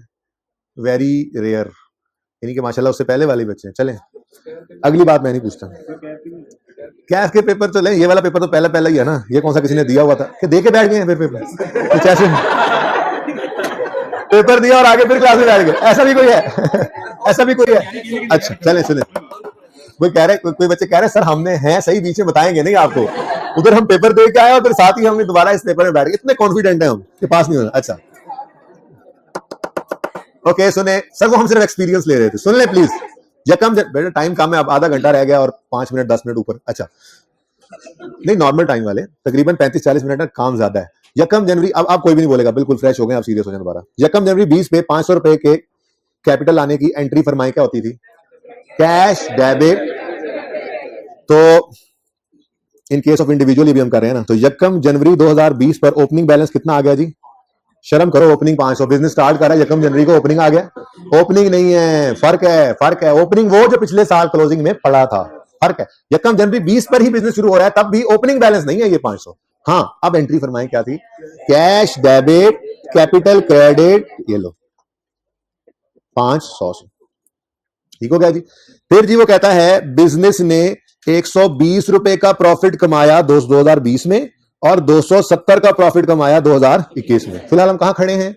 2020 में। 120 रुपए का प्रॉफिट है तो कैपिटल अकाउंट के अंदर क्रेडिट कर दो प्रॉफिट। सवाल में मैंने एग्जांपल में सुबह ख्याल नहीं रहा, ड्राइंग नहीं लिखी, तो अच्छी बात है। अब ड्राइंग्स अगर होंगी तो इधर आएंगी ना, नहीं है तो पता तो लग गया ना इधर आती है। और 31 दिसंबर 20 पर कैरी डाउन कितना आ गया भाई? चार्जर नहीं लगा हुआ मुझे लग रहा है, अच्छा बटन नहीं ऑन, 2 क्लासें गुजर गई। ओके जी, बिल्कुल, अब जो होना था वो हंसी जा रहे हो। ओके नेक्स्ट, अगला साल शुरू हुआ और यकम जनवरी 21 पर, बेटा प्लीज बातें ना किया करें प्लीज, 620 रुपए आ गए। उसके बाद 2021 वाले साल का प्रॉफिट है 270 रुपए, 270 रुपए प्रॉफिट। कोई और कैश लेकर नहीं आए बिजनेसमैन इस दफा, तो प्रॉफिट कितना है? 200। हाँ, लेकिन जो प्रॉफिट कमा रहा है ना बिजनेस, वो नहीं निकाल रहा। आप गौर कर रहे हैं, ड्राइंग्स नहीं कर रहा, तो बिजनेस को ये भी ग्रोथ मिलती है। ये भी बिजनेस, जो बिजनेस प्रॉफिट कमाए ओनर घर ना लेके जाए, वो री इन्वेस्ट हो रहा होता है, नहीं हो रहा होता। चलो मैंने कहा ऐसे जरा बात कर लें, कभी रेशियोज में काम आ जाएगी, ड्राइंग्स टॉपिक है ना रेशियोज जी। उसके बाद 31 दिसंबर 2021 कैरी डाउन 890। अगर बैलेंस शीट के एक्सट्रैक्ट्स बनाने की बात करें तो बच्चों अब opening capital plus net profit less drawings नहीं करने बैठ जाना, वही तो हमने लेजर में किया है। तो लेजर का क्लोजिंग बैलेंस शीट के अंदर नजर आएगा। सिंपल, पहले साल में 620, दूसरे साल में 890। सही हो गया। अच्छा, अब ये थी हमारी एग्जांपल नंबर 1। एग्जांपल 2 पढ़ें। Assume a company in example 1। बाकी सब सेम, ठीक है, बाकी सब सेम। जल्दी बस इतना ही लिखा है मैंने, समझ जाओ ना, बाकी मैं जबानी बता रहा हूं, ठीक है ना। कि सिर्फ अज्यूम करो कि कंपनी है, इंडिविजुअल नहीं है, ठीक है। बाकी सब डाटा सेम। अकाउंटिंग में क्या फर्क पड़ेगा? तो सबसे पहली चीज जो अकाउंटिंग के अंदर फर्क पड़ेगी वो है कैपिटल की बजाय शेयर कैपिटल का आना। देखें, इंडिविजुअल सोल प्रोपराइटर जो आप पढ़ के आए हैं, ठीक है ना। ओहो, चाय आई थी यार, याद ही नहीं कराया तुम लोगों, नजर लगा दी ना तुम लोगों ने, अभी नजर पड़ी, चलो कोई इसी में खैर होगी। अच्छा जी, इंडिविजुअल सोल प्रोपराइटर, एक ही ओनर होता है, जो पैसा लाता है सारा उसी का होता है, जो बिजनेस कमाता है वो सारा उसी एक बंदे का होता है, ठीक है। कैपिटल अकाउंट बना लेते हैं हम। लेकिन कंपनी के केस के अंदर मल्टीपल ओनर्स होते हैं, हंड्रेड्स थाउजेंड्स ऑफ ओनर्स हो सकते हैं, ठीक है। और हर बंदा कंपनी में, बिजनेस में अपना पैसा लाकर इन्वेस्ट करता है, यानी कि वो कैपिटल के अंदर, कैपिटल क्या है? Amount invested bye owner. तो वो कैपिटल में अपना शेयर इन्वेस्ट करता है। क्या करता है जी? सारा कैपिटल उस एक बंदे का नहीं होता, बल्कि बहुत सारे ओनर्स का कैपिटल में शेयर होता है, कंपनी के अंदर शेयर होता है। इसलिए जो पहली चीज है, पार्टनरशिप गई, कंपनी है, ठीक है, जो पहली चीज है वो है कैपिटल की बजाय हम शेयर कैपिटल का लफ्ज इस्तेमाल करते हैं कंपनी में। एक बात, एक ये फर्क पड़ गया। अब ये शेयर कैपिटल होता क्या है, इसकी इशुएंस क्या होती है, जर्नल एंट्रीज क्या होती हैं, फेस वैल्यू क्या होती है, ये सारी बातें हमारे सिलेबस में है, हम स्टेप बाय स्टेप पढ़ेंगे। अभी तो 10वां लेक्चर है, 11वां लेक्चर है, ठीक है। अभी 100 से ऊपर लेक्चर इसके अलावा है, ठीक है। तो बहुत सारी अकाउंटिंग पढ़नी है हमने, सारा कुछ इंशाल्लाह पढ़ेंगे। फिलहाल तो आज पहली बार ये नाम सुन रहे हैं हम कि कैपिटल को क्या कह देंगे? Share capital. और अगला फर्क क्या होगा? अगला फर्क ये होगा कि चूंकि ओनर्स काफी ज्यादा हैं, तो फिर वो ये कहते हैं कि घर से आने वाला पैसा यानी शेयर कैपिटल ये हमारा अलग रखें, और जो बिजनेस प्रॉफिट्स कमाए उसको अलग अकाउंट में रखें, उसको अलग अकाउंट में रखें। अब जो बिजनेस प्रॉफिट्स कमाता है उसको अलग अकाउंट में जो रखा जाता है, उस अकाउंट का नाम प्रॉफिट्स जो इकट्ठे हुए पड़े हैं वो भी हो सकता है, तो अक्यूमुलेटेड प्रॉफिट्स का नाम भी उसे दिया जाता है। रीटेन्ड अर्निंग्स का नाम भी दिया जाता है। रीटेन्ड अर्निंग्स का मतलब क्या होता है? रीटेन्ड अर्निंग्स का मतलब ये होता है कि आपके बिजनेस ने पैसा कमाया है, प्रॉफिट कमाया है, ओनर निकाल के लेकर नहीं गए, बिजनेस में ही क्या है? रिटेन्ड पड़ा है, रिटेन्ड पड़ा है, वो रीइन्वेस्ट होता ही रहेगा। फिर जब तक वो निकाल के नहीं ले जाएंगे, वो बिजनेस में रिटेन्ड है ना, तो वो रिटेन्ड अर्निंग्स है। सिंपल, यानी कैपिटल अलग और प्रॉफिट्स अलग, ठीक है। और अगर चलो देखते हैं अगर क्या, 1 बाय 1 जी। 2020 यकम जनवरी 2020 पर ओपनिंग बैलेंस शेयर कैपिटल का बता दो। अब तो जीरो कहोगे, पिछली बार नहीं ना कहा था तुम लोगों ने। अब इसी दिन 50 नहीं 500 रुपए, अब ढेर सारे ओनर्स अज्यूम किया हमने, वो कोई 100 रुपए लाया, कोई 10 रुपए लाया, कोई 5 रुपए लाया, कोई 50 रुपए लाया, डिफरेंट लोग लेकर आए पैसे, तो शेयर कैपिटल आया। इस शेयर कैपिटल की एंट्री क्या होगी? आपसे पूछ रहा हूं। एंट्री सेम है, जरा नाम बदला है, कैश डेबिट, कैपिटल की बजाय शेयर कैपिटल क्रेडिट। तो कैश डेबिट और शेयर कैपिटल क्रेडिट 500। फिर बिजनेस ने 120 रुपए पहले साल में कमाया, हमने कहा शेयर कैपिटल में नहीं, रिटेन्ड अर्निंग में। देखो ये दो फर्क मैंने कहा पड़ेंगे। कंपनी केस में कैपिटल क्या बन जाएगा? Share capital. इसमें सिर्फ घर से आने वाला पैसा रखेंगे, और ओनर जो प्रॉफिट बिजनेस कमाएगा उसको रिटेन्ड अर्निंग्स में या अक्यूमुलेटेड प्रॉफिट, जो भी नाम रख दें, इस अकाउंट में रखेंगे। तो मैंने कहा कि हम यूज करेंगे रिटेन्ड अर्निंग्स नाम, तो ताकि एक ही नाम रहे। अक्यूमुलेटेड प्रॉफिट्स भी इन्हीं को ही कहते हैं, ठीक है ना। अक्यूमुलेटेड प्रॉफिट मतलब क्या होता है? जो प्रॉफिट्स इकट्ठे हुए पड़े हैं। और रिटेन्ड अर्निंग्स मतलब भी क्या है? जो अर्निंग्स इकट्ठी हुई पड़ी है और बिजनेस में पड़ी है, निकाली नहीं। दोनों नाम इस्तेमाल हो सकते हैं, ठीक है। अच्छा जी, ये क्या कह रहा था वैसे अभी आपको भाई क्लासेस वाले में? अच्छा अच्छा जी, यकम जनवरी 2020 को ओपनिंग बैलेंस बता दो रिटेन्ड अर्निंग्स का। मुझे ऐसा बिजनेस बताओ जो शुरू होने से पहले ही प्रॉफिट लेकर आया हुआ हो, तो फिगर बोलने वालों होश करो। यकम जनवरी पे कोई प्रॉफिट्स बिजनेस में रिटेन्ड नहीं पड़े हुए। हाँ, 20 वाले साल में ओनर्स ने 500 रुपए बिजनेस में इन्वेस्ट किया, ये बिजनेस चला और 120 रुपए का प्रॉफिट जनरेट हो गया ईयर एंड पे। अब ये प्रॉफिट के बारे में हम कह रहे हैं कि इसको कैपिटल अकाउंट में क्रेडिट करने की बजाय किसी अलग थलग अकाउंट में क्रेडिट करो, उसका नाम कुछ भी रख लो। हमने क्या रख लिया है? Retained earnings. तो रिटेन्ड अर्निंग्स के अंदर आप जाके 120 के प्रॉफिट्स को क्रेडिट कर दोगे। ईयर एंड के ऊपर 31 दिसंबर 20 के ऊपर शेयर कैपिटल का बैलेंस नजर आ रहा होगा 500, और रिटेन्ड अर्निंग्स का बैलेंस नजर आ रहा होगा। ये ज्यादा अच्छी प्रेजेंटेशन नहीं लग रही? साफ साफ पता लग रहा है घर से कितना लाए थे और बिजनेस में कितना कमाया। अभी ये 1 साल का सवाल है ना, आपको नजर आ रहा था 1-2 साल में, तुम पैसे पता लग रहा है, ये 5-10 साल और गुजर जाए तो फिर पता ही ना लगे असल कितना पैसा आया था और कितना कमाया और कितना गया। ठीक है ना। और दूसरी बात, कंपनी के केस के अंदर ये शेयर कैपिटल को छेड़ने की इजाजत भी नहीं होती। अगर पैसे निकालने भी हैं ओनर्स ने तो वो प्रॉफिट्स में से निकालें, असल पैसा बिजनेस में से निकाला नहीं जा सकता। रीपर्चेज का एक कॉन्सेप्ट है जिसमें कैपिटल अकाउंट डेबिट होता है शेयर कैपिटल का, वो जाके पढ़ेंगे सिटीजन इक्विटी के टॉपिक में। और वो भी रेयर सर्कमस्टांसेस में कंपनी अपने ही शेयर्स वापस खरीद ले तो खरीद ले, वरना ये एक शेयर कैपिटल का अकाउंट आपके सिलेबस में उसके अलावा कभी भी डेबिट होता आपको नजर नहीं आएगा। ठीक है ना। यानी अगर कोई ड्राइंग्स होंगी भी तो वो ड्राइंग्स कभी भी कैपिटल अकाउंट में नहीं आएंगी, शेयर कैपिटल में आएंगी, बल्कि रिटेन्ड अर्निंग्स में आएंगी। और कंपनी केस में ड्राइंग्स को डिविडेंड का नाम दिया जाता है। ठीक है, ड्राइंग्स को क्या कहा जाता है जी? डिविडेंड। वो ओनर जो ड्राइंग करता था, वो जब ढेर सारे ओनर्स कंपनी से पैसे ड्रॉ करेंगे तो उसका नाम कंपनी के केस में क्या रखा जाता है? डिविडेंड। डिविडेंड क्या है? Distribution of profits to owners. ठीक है। अच्छा, अगला साल शुरू हुआ 1 जनवरी 2021, 500 ओपनिंग। 1 जनवरी 2021 120। अब हम कह रहे हैं बिजनेस ऑलरेडी 120 रुपए कमा चुका है, जिसमें से हमने 1 रुपया नहीं ड्रॉ किया ओनर्स ने। देख लो ड्राइंग जीरो है। ठीक है।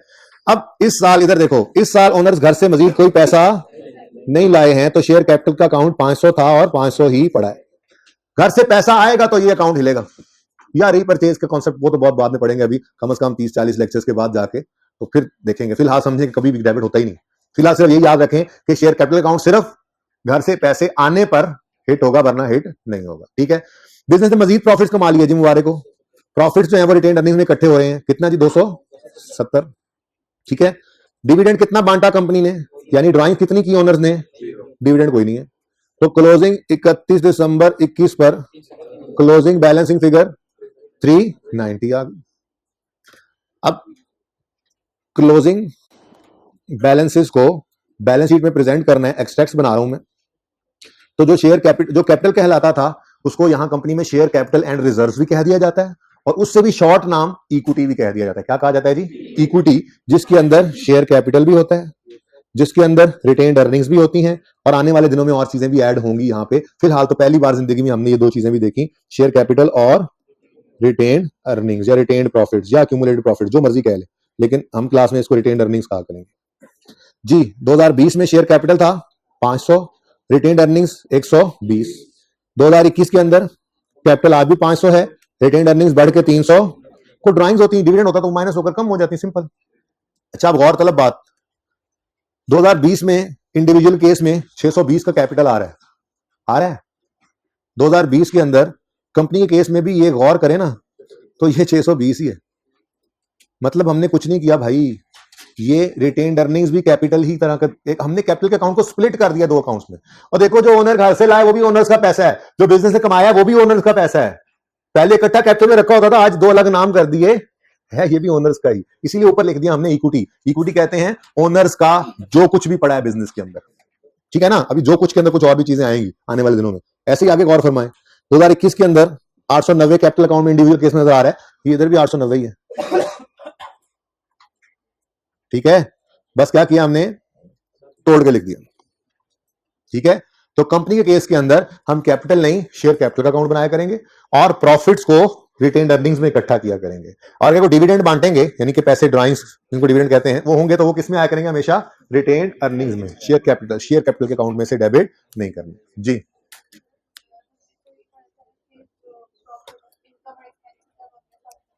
जी नहीं जाते बेटा, वो इनकम एक्सपेंसेस अगले साल क्यों नहीं जाते थे? क्योंकि नेट प्रॉफिट निकलकर ओपनिंग कैपिटल में जाके ऐड हो जाता था, तो उनका जो रिजल्टेंट है वो इधर ऐड होकर क्लोजिंग कैपिटल में आ चुका हुआ है। अब ये क्लोजिंग कैपिटल अगले साल ओपनिंग कैपिटल 205 बनना है, इसमें वो असर भी पड़ा हुआ है। तो बस वही असर हमने कैपिटल के अंदर नहीं डाला, अलग रख लिया, तो वो प्रॉफिट्स ही हैं जो आगे कैरी फॉरवर्ड हो रहे हैं, अगर हम निकाल के ले नहीं जा रहे। ठीक है, ये वही कहानी है। तो हमने जो पढ़ा था वो तो बहुत कुछ चेंज होगा इंशाल्लाह, सिलोली जी। जी बेटा,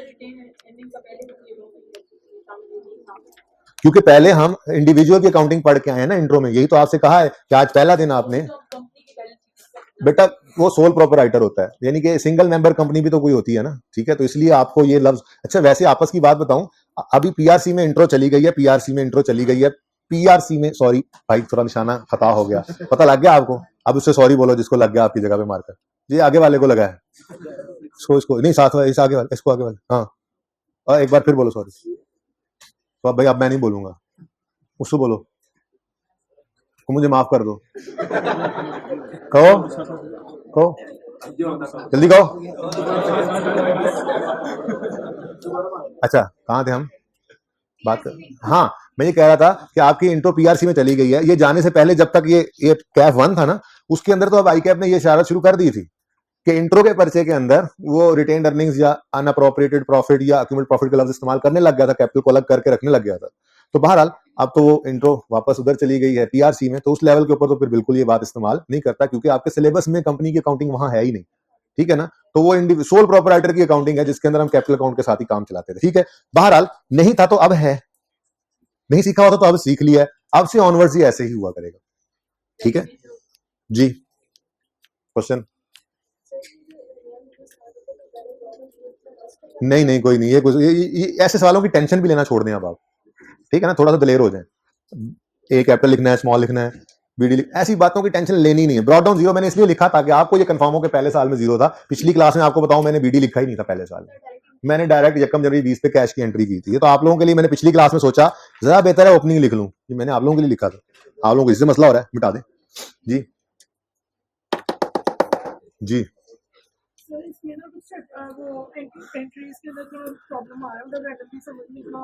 चले आप पे क्लास के बाद वो समझ लीजिएगा मसला, पहले आप ये पिक्चर ले लें, ये पिक्चर ले लें आप, ये रह गई थी आपको, सबकी रहती थी ये पिक्चर, और ये तो फजूल सी पिक्चर है, इसकी जरूरत ही नहीं थी। कह रहे हैं इसमें फजूल सा सिर्फ आप नजर आ रहे हैं और कुछ फजूल नहीं है इसमें, ठीक है भाई जी। अच्छा जी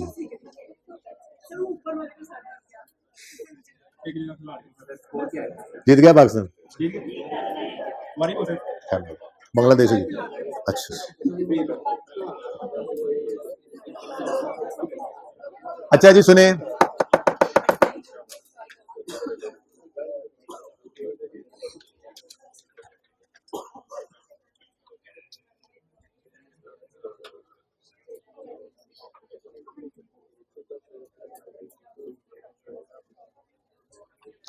आपने बचपन के अंदर शायद ये बातें पढ़ी हो, नहीं पढ़ी होंगी तो फिर मैं पढ़ा रहा हूं ये सारी बातें ना, मैं तसल्ली के लिए खुद भी पढ़ाता जाता हूं, किसी ने पढ़ी हो ना पढ़ी हो बातें बंद कर दें जी। अब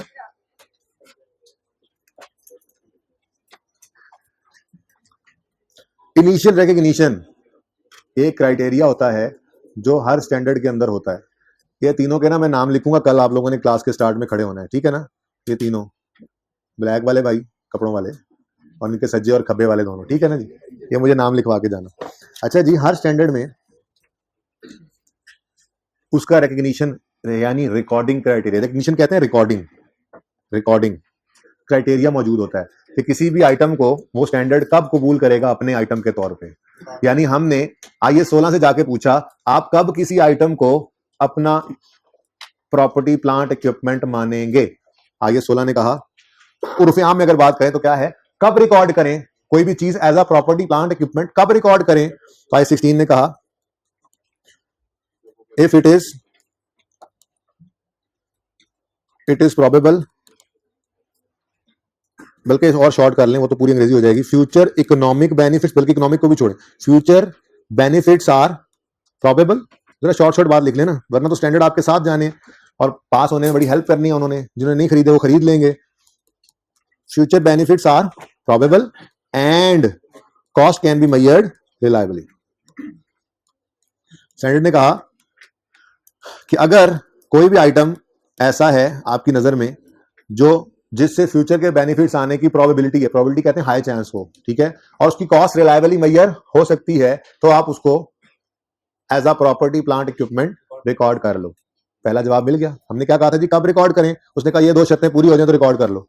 अब ये दो शर्तें हम पूरी करवा के एक आइटम ले आए, अब हमने उससे अगला सवाल किया कितने पर रिकॉर्ड करें।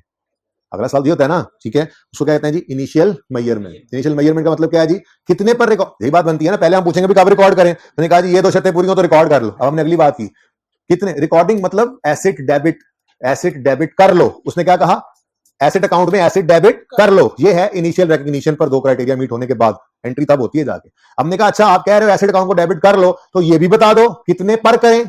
तो उसने कहा इनिशियल मेजरमेंट हमेशा किस पर होगी, एट कॉस्ट। इनिशियल मेजरमेंट हमेशा किस पर होती है जी, एट कॉस्ट। जितने में हमें एसेट पड़ा, इसीलिए तो एक्सचेंज वाले उस एसेट के लिए हम पुराने की फेयर वैल्यू को लेने चले गए थे। क्यों? कॉस्ट का मतलब क्या होता है, हमें एसेट कितने में पड़ा, हमें एसेट कितने में पड़ा, इसके ऊपर इनिशियल मेजरमेंट। जागते हैं सारे, साथ वालों को भी ख्याल कर लें, तो खुद जाग रहे, साथ वालों को देख लें, किसी का साया ना सो रहा हो जी। इनिशियल मेजरमेंट कितने पर रिकॉर्ड करें? स्टैंडर्ड ने कहा जब भी कोई एसेट पहली बार आएगा आपकी किताबों में तो उसको किस पे रिकॉर्ड करोगे? At cost, at cost. अब इस कॉस्ट के अंदर क्या कुछ आना है ये आपने इंट्रो में पढ़ा है, लेकिन मैं फिर भी आपको पढ़ाऊंगा, एक दिन कम से कम आधा घंटा इस पे लगेगा। फिलहाल मैं इसकी डिस्कशन नहीं कर रहा। कॉस्ट के अंदर डायरेक्टली एट्रीब्यूटेबल खर्चे, जो जो जरूरी खर्चे होते हैं वो हम ऐड करते हैं, वो देख लेंगे। बहरहाल इतना बड़ा लग गया हमें कि इनिशियल मेजरमेंट किस पे होती है? At cost. ठीक है जी, हमने एसेट को रिकग्निशन क्राइटेरिया मीट करा के रिकॉर्ड भी कर लिया कॉस्ट पे। अब बैलेंस शीट डेट आ गई, यानी ईयर एंड आ गया, बैलेंस शीट बननी है। ठीक है, अब इस दिन खड़े होकर हम अगला सवाल करेंगे कि भाई स्टैंडर्ड फरमा दें कि बैलेंस शीट डेट पर किस पर शो करें। इसको कहा जाता है अकाउंटिंग की जुबान में सब्सीक्वेंट मेजरमेंट। क्या कहा जाता है जी? Subsequent measurement. तो स्टैंडर्ड ने कहा भाई देखो, बैलेंस शीट डेट पे चाहो तो इंट्रो में जो पढ़ के आए और 10 दिन से जो पढ़ रहे थे वो वाला मॉडल यानी कॉस्ट मॉडल यूज कर सकते हो। हमने कहा अच्छा, कॉस्ट मॉडल में बैलेंस शीट में एसेट किस पे नजर आता है? स्टैंडर्ड ने कहा भूल भी गए, कॉस्ट माइनस एक्यूमुलेटेड डेप्रिसिएशन पे, कॉस्ट लेस। अच्छा मेरी बात सुन ले, साथ साथ नोट करने वालों जरा रुक जाओ, बता रहा हूं मैं। अगले आने वाले दिनों में ना एक और स्टैंडर्ड पढ़ना है, जिसके बाद यहां पर एक और चीज आएगी। उसके लिए मैंने अभी लाइन छोड़ दी है, फिर आपने ना छोड़ी तो फिर बाद में मुझे ना कहना, ठीक है? आपको मिटा कर लिख लेते हैं। अच्छा जी, तो cost minus accumulated depreciation is equal to book value. भाई यही पढ़ा ना अभी तक, आज तक यही पढ़ा था इंट्रो में और पहले 10 दिन से यही पढ़ते आ रहे हैं। ठीक है, एक और ऑप्शन स्टैंडर्ड ने दे दिया, अगर आप चाहो ना तो आप रीवैल्यूएशन मॉडल पर भी जा सकते हो। चाहो तो रीवैल्यूएशन मॉडल पर भी जा सकते हो। रीवैल्यूएशन मॉडल क्या होता है, ये मैं क्या लिखने लगा हूं, ये सारी बातें इंशाल्लाह समझ आ जाएंगी। अगले 4-5 दिन तो सिर्फ रीवैल्यूएशन की एंट्रीज वगैरह सीखेंगे, और फिर जब नोट बनाने चले जाएंगे पीपीई का, उसमें भी हर सवाल में रीवैल्यूएशन होगी। रीवैल्यूएशन सब जान नहीं छूटने लगी आज जो पकड़ी गई, तो ठीक है ना? फिर तो जहां जहां ये टॉपिक टच भी करता है ना जाके, तो नॉर्मली रीवैल्यूएशन भी साथ ही होती है उसके, IAS 8 में, IAS 1 में, कैश फ्लो में। ठीक है, तो रीवैल्यूएशन बहुत इंपॉर्टेंट है, इसलिए बड़े स्लो स्लो हमने शुरू किया, तसल्ली से पढ़ेंगे इंशाल्लाह इसको। ठीक है, तो revalued amount less accumulated depreciation, और एक लाइन खाली छोड़कर मैंने कहा जी बुक वैल्यू। अब ये रीवैल्यूड अमाउंट कैसे आएगी, क्या होगा, ये बुक वैल्यू कैसे निकलेगी, ये फिलहाल आपका क्वेश्चन नहीं है। ठीक है ना, बस अभी तो फिलहाल आपको मैंने एक जनरल पिक्चर आपके सामने बनाई। ये 3 स्टेजेस होती हैं किसी भी एसेट की जिंदगी में। सबसे पहले वो आने की कोशिश करता है, तो स्टैंडर्ड कहता है 2 शर्तें पूरी करो, आ जाओ। फिर हम पूछते हैं कितने पर, स्टैंडर्ड कहता है इनिशियल मेजरमेंट कॉस्ट पे। फिर हम कहते हैं बैलेंस शीट डेट पे क्या करें, स्टैंडर्ड कहता है 2 ऑप्शंस हैं, कॉस्ट मॉडल पे चले जाओ या रीवैल्यूएशन मॉडल। ठीक है, चलो अब एक छोटी सी एग्जांपल है। ये बेसिकली वही क्वेश्चन है जो आपकी किताबों के अंदर है, तो मैंने इसको लिख दिया। हमने 1 जनवरी 15 को एक एसेट खरीदा 100 रुपए का। ये ऐसे नहीं नोट करना है ना, पर्चे में ऐसे करना है, इसलिए बस देखें। इसकी यूजफुल लाइफ सवाल में गिवन है 20 साल। मैं देख लूं जरा दोबारा, 20 साल है और रेजल वैल्यू तो नहीं गिवन ना। ओके, इसकी यूजफुल लाइफ 20 साल है, तो 100 डिवाइडेड बाय 20, डेप्रिसिएशन कितनी आ गई? 5। पहले साल के एंड पे ये कितने पर नजर आ रहा है? 95 पर। कितने पर है जी? पहले साल का एंड कह लो, दूसरे साल का स्टार्ट कह लो, एक ही बात है। अच्छा, अब इस 95 के ऊपर ना कुछ मोतरजीन ने आके एतराज किया। उन्होंने कहा, मिसाल के तौर पे उन्होंने कहा कि जी ये अकाउंटेंट अजीब मखलूक हैं।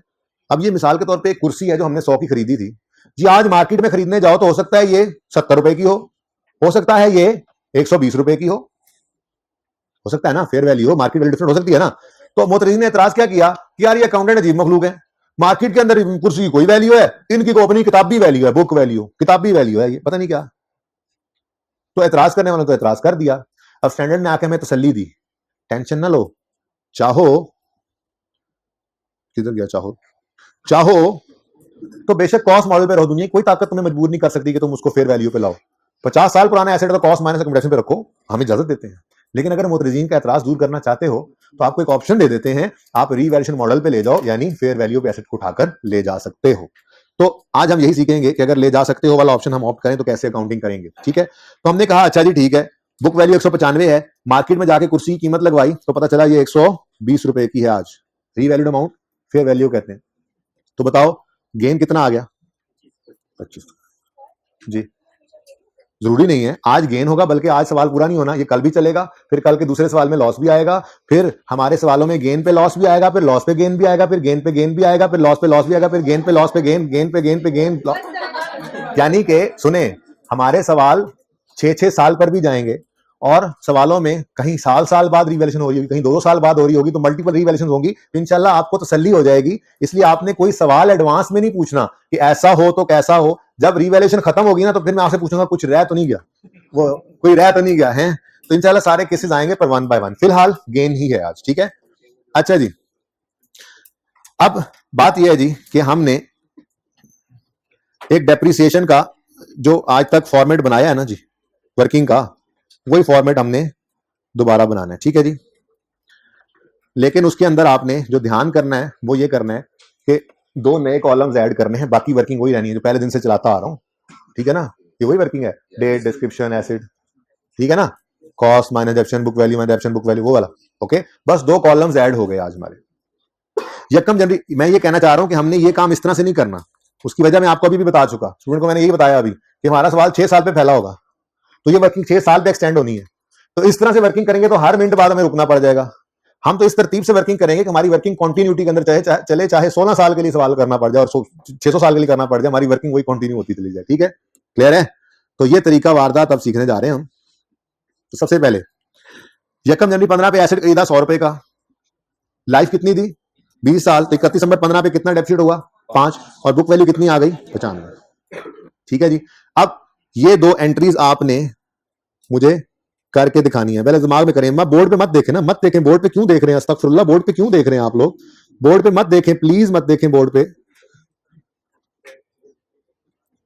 कुछ बच्चे फिर भी देख रहे हैं, उस्ताद की बात नहीं मान रहे, नजरों की हिफाजत नहीं कर रहे, गुनाहगार हो रहे हैं जी। हाँ फिर खैर, अच्छा जी सुने, 100 रुपए यकम जनवरी 15 पे 100 रुपए की एंट्री बोलो, एसेट डेबिट। अच्छा, ओरिजिनली ना आपको हैंडआउट जब मिलेगा ना उसके अंदर यहां पर लिखा हुआ था एक्स परचेज अ मशीनरी, या पता नहीं बिल्डिंग, कुछ ऐसा था, वट मैंने उसको इसलिए एसेट कर दिया क्योंकि मैं ये चाहूंगा कि पहले 1 से 2 दिन हम एसेट का नाम लें ताकि एंट्री जरा पक्की हो जाए, फिर जो एसेट हुआ करेगा उसका नाम, असल में तो वही होता है, नंबर सही तभी मिलते हैं, ठीक है ना। लेकिन फिलहाल मैंने इसको एसेट कर दिया जी। तो एसेट खरीदने की entry asset debit, cash credit, और डेप्शन की entry डेप्शन expense debit, accumulated डेप्शन credit, narration भी लिखा मैंने, कोई मसला। इसको लेजर्स में अगर डालें तो यकम जनवरी 15 पे एसेट डेबिट, मैंने ओपनिंग नहीं लिखा बेटा, यकम जनवरी 15 पे एसेट डेबिट, कैश क्रेडिट 100 रुपए से, 31 दिसंबर 15 पे डेप्शन एक्सपेंस डेबिट, अक्यूमुलेटेड डेप्शन क्रेडिट 5 रुपए से, और क्लोजिंग 100 और 5। कोई मसला यहां तक? ये तो बहुत सिंपल था, यहां तक तो हम काम कितने दिनों से कर रहे थे, सिंपल। ओपनिंग नहीं है ना, ओपनिंग है नहीं, इस एसेट का खरीदना ही यकम जनवरी 15 को हुआ है। अच्छा जी, अब जनाब रीवैल्यूएशन का दिन आ गया, इधर देखो, ऑन यकम जनवरी 16 इट इज रीवैल्यूड एट 120, ये 120 क्या है जी, रीवैल्यूड अमाउंट, वो पिछली एग्जांपल में मैंने यहीं से देख के डाटा लिखा था ना। अच्छा, अब ये देखो होमवर्क के अंदर ना 2 सवाल हैं, इनके सॉल्यूशंस भी मौजूद हैं, कंप्लीट, लेकिन आपने जितना मैंने क्लास में फुल स्टॉप लगा के छोड़ना है ना, इन दोनों सवालों को सिर्फ उतना करना है। मैं इसीलिए ये बोर्ड के ऊपर सवाल कर रहा हूं, कल आते ही मैंने इसको कंटिन्यू करना है, फिर नेक्स्ट क्वेश्चन मैं उधर ही बोर्ड पे सॉल्व करूंगा, लेकिन ये क्वेश्चन यहां पर कंप्लीट करूंगा। जब मैं ये क्वेश्चन कंप्लीट करूंगा तो आपके जो होमवर्क वाले सवाल हैं वो भी कंप्लीट होने के काबिल हो जाएंगे, पर पहले खुद से नहीं करना, ये रिवैल्यूएशन है, इसमें खुद जितना मैं करवाऊंगा फिलहाल उतना ही रहना है, आप खुद से आप पे बोझ नहीं डाला जा रहा, यहाँ पे 1-2 दिन बोझ नहीं डाल सकता ना, उसके बाद फिर इंशाल्लाह बोझ डालना शुरू करेंगे जब चलना शुरू कर देंगे आप, ठीक है। थोड़ा डेलिकेट मसला है, इसलिए फिलहाल जितना करवाऊंगा उतना ही, ठीक है। आज मैंने अपनी अप्रोच थोड़ी सी बदली है। अच्छा जी, अच्छा जी, अब वो क्या कह रहा है जी, यकम जनवरी 2016 पर ये एसेट क्या हुआ, रीवैल्यू, क्या हुआ जी, रीवैल्यू। तो वर्किंग के अंदर ये काम नहीं करना, बल्कि एक तरतीब होगी, वो ये होगी, पक्का हमेशा पहले दिन जैसे कर रहे हैं आखिरी दिन भी ऐसे ही करेंगे, हम एक लाइन खाली छोड़ेंगे, एक लाइन खाली छोड़कर उससे अगली लाइन के अंदर लिखेंगे रीवैल्यूड अमाउंट, ठीक है जी। रीवैल्यूड अमाउंट सवाल में कितनी गिवन है जी, 120। ये लाइन आपको तो आसानी से छोड़ सकते हैं ना, मैंने इसलिए लाइन लगाई थी कि मेरे पास जरा लाइनें होती नहीं है, ठीक है ना। अब मुझे बताओ, 2 चीजें कंपैरिजन में आ रही हैं, 95 क्या है बुक वैल्यू और 120 क्या है, इन दोनों को कंपेयर करें तो एसेट में कितना इंक्रीज आ रहा है, 25 का। ये 25 को हम रीवैल्यूएशन लॉस कहेंगे या गेन कहेंगे, एसेट का बढ़ना तो खुशी की बात है ना, तो रीवैल्यूएशन गेन हमारा आया करेगा बैलेंसिंग फिगर। ठीक है जी, किस दिन भाई? यकम जनवरी 16 को। ठीक है, तो ये तरतीब याद रखनी है। क्या किया हमने जी? हमने एक लाइन खाली छोड़कर रीवैल्यूड अमाउंट लिखी, उसके बाद कंपेयर किया एसेट, आज तो बढ़ना है, एसेट बढ़ने पर रीवैल्यूएशन गेन आ गया। अब इस रीवैल्यूएशन सरप्लस को, रीवैल्यूएशन गेन की बजाय सरप्लस लिखना ज्यादा बेहतर होता है, मैं जरा शॉर्ट करके इसको कर देता हूं, रीवैल्यूएशन सरप्लस 25 का आ गया।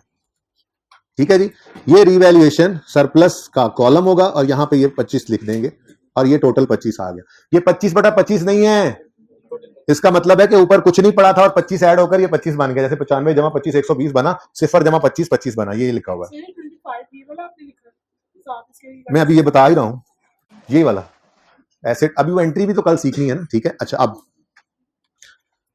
चलें अगली क्लास के अंदर। तो मैंने ये एंट्रीज करवा दी थी, लेकिन अब आपकी क्लास में चूंकि डिस्पोजल वाले 5 मिनट लग चुके हुए हैं और क्लास का टाइम खत्म हो गया, इसलिए मैं इसको यहीं पे रोकता हूं। अब सुनो, अगले दोनों सवालों के अंदर क्या करोगे? सिर्फ इतना ही काम, पहले साल की एंट्रीज करोगे और वर्किंग में सिर्फ इतना काम करके आना है कि एक लाइन खाली छोड़ के रीवैल्यूड अमाउंट लिखनी है। कल इंशाल्लाह बात यहीं से शुरू करेंगे। जिंदगी रही तो कल होगी मुलाकात। अल्लाह हाफिज।